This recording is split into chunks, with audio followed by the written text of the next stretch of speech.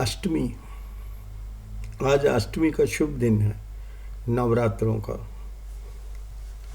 हर घर में व्रत रखे जाते हैं। आज मुझे भी सौभाग्य प्राप्त हुआ कि मैं अपनी लड़की के घर इस उपलक्ष्य पे चला जाऊं, क्योंकि उसने गृह प्रवेश भी करना था। और बड़ी अनोखी सी हिंदुओं में मैंने एक परंपरा देखी, जबकि ये मैं ज़्यादा इसमें मानता नहीं रखता। देखिए, मेरे हिसाब से मैंने लड़की को पढ़ा लिखा के लाखों की सैलरी लेने वाला बनाया। अच्छा, उनके जाते ही ससुराल में क्या हो गया, लाखों करोड़ों के वो आदमी बन गए, जबकि पहले ऐसा नहीं था। आज उन्होंने एक बड़ा ही अनोखा ढंग निकाला। उसके बाप ने मुझे अपनी चेहर के पास बुलाया, बोला कि आपका नाती आपके पास जाता है, आपके पास रहता है, आप संस्कार भर रहे हैं। मैंने कहा, मैं संस्कार क्यों भर रहा हूँ? तुम अपने ही संस्कार रखो उसके अंदर, मुझे इतनी ज़रूरत नहीं है। हाँ, मैं जानता हूँ तुम क्या कहना चाहते हो। कहता, नहीं, मैं तो एक ख्यालात अपने आपके पास रखना चाहता था। एक अर्ज है, अब ये बच्चा बड़ा हो रहा है, मैं चाहता हूँ कि आप इसे कुछ बनाएं। मैंने कहा, क्या बनाऊँ भाई, बता दो ज़रा। कहता, या तो इसे फिल्मी हीरो बनाए, बहुत बढ़िया बात है, या इसे खिलाड़ी बनाए टॉप का, या इसे कुछ और बनाए जो टॉप का हो, जिसमें पैसा ही पैसा आता हो। मैंने कहा, अच्छा, तो आईएएस बनाए। मैंने कहा, मुकद्दर तो नहीं मानते ना आप, मुकद्दर पे आप शायद नहीं मानते। आज की डेट में भी, अष्टमी की डेट में भी मुकद्दर क्या कहता है? आप सिर्फ हेरा फेरी मानते हैं कि बस पैसा आ जाए, पैसा आ जाए। मैंने कहा, उम्र कितनी है आपकी? 85 साल आपकी उम्र है, कब्र में आपके पाँव हैं, पर पैसे की तरफ आप झूम रहे हैं।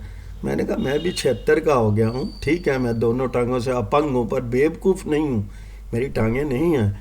आप समझते मैं बेवकूफ़ हूँ? लड़की को तो किसी तरीके से ले लिया। मैं अपने कोई रिश्तों को तोड़ना नहीं चाहता, किसी को मैं संस्कार देकर उसको वापस नहीं लेना चाहता, क्योंकि अगर मैंने अपनी बेटी को संस्कार दिया, उसे वापस ले लूँ, अब वो आपके संस्कारों में ढल रही है, तो मैं क्या कर सकता हूँ? मेरी बेटी है। फिर मैंने कहा, आप नहीं जानते कि मैंने अपनी ज़िंदगी कैसे बिताई है।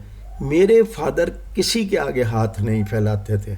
एक बार मैंने उनको कहा था कि मैं आरबीआई में मेरी नौकरी मिल रही है, आप जा सकते हैं कि मुझे कोई सहूलियत है। वो मेरे पिताश्री ने कहा कि भैया, इन कामों के लिए मैं नहीं हूँ, तुम पढ़े लिखे हो, अपनी काबिलियत खुद पैदा करो। इसी तरीके से बैंक ऑफ इंडिया के साथ भी हुआ मेरा। तो मैं खुद जहाँ जहाँ गया, मुझे 103 अवार्ड मिले। शायद मेरे किसी अवार्ड समारोह में मेरे फादर नहीं गए। उन्होंने कहा, तुम जानो, तुम्हारी क्वालिटी है, तुम्हें मिल रहे हैं, हमें अप्रोच नहीं। मैंने कहा, आप 24 घंटे अप्रोच ढूंढते रहते हैं। ये कहा, लास्ट टाइम मैं बच्चे के जन्मदिन पे आया था, तो आप कह रहे थे, देखो इन्होंने कितना काम कर दिया एक हॉस्पिटल में, अब इसे आप मजबूत करो, यानी मजबूत करो पैसा दे के। पैसा, अरे मेरी लड़की पैसा लगा रही है, बड़ी बड़ी इंडस्ट्रियों में 2-2, 3-3 लाख रुपए सैलरी ले रही है, उसी के नाम पे लोन लिए जा रहे हैं, फिर भी आपकी भूख नहीं भरती। आप चाहते हो कि मैं भी बर्बाद हो जाऊं, मैं भी सब कुछ आपको। अरे दूसरे दामाद को देखो, वो कहता, मैं बच्चों को नहीं मिलने दूंगा जब तक मुझे पैसा नहीं दिया जाएगा। यानी मेरी प्रॉपर्टी, मेरी धन दौलत, ये तो शुक्र है उस खुदा का कि जो मैं सरकारी बैंक से रिटायर्ड होकर मुझे उसका पेंशन मिल रही है। अगर मेरी पेंशन ना होती तो तुम तो किसी मोड़ पे बिठा देते हो पैसा मांगने के लिए। आपने जब भी मैं अपनी बीमारी का पूछता हूँ तो कहते नहीं, बुढ़ापा आ गया। तुम्हारे बाप को तो कभी बुढ़ापा नहीं आया जिसको आप पाल रहे हो, वो तो बूढ़ा बेचारा हो गया ही नहीं, 85 का है, 185 का हो जाएगा, आपको किसी चीज़ की चिंता नहीं है। आप एहसानमंद नहीं हो। मैंने अपने तन मन धन से एक एक करके इस पेड़ को उगाया था, और फल आया तो मैंने आप काटने लग गए।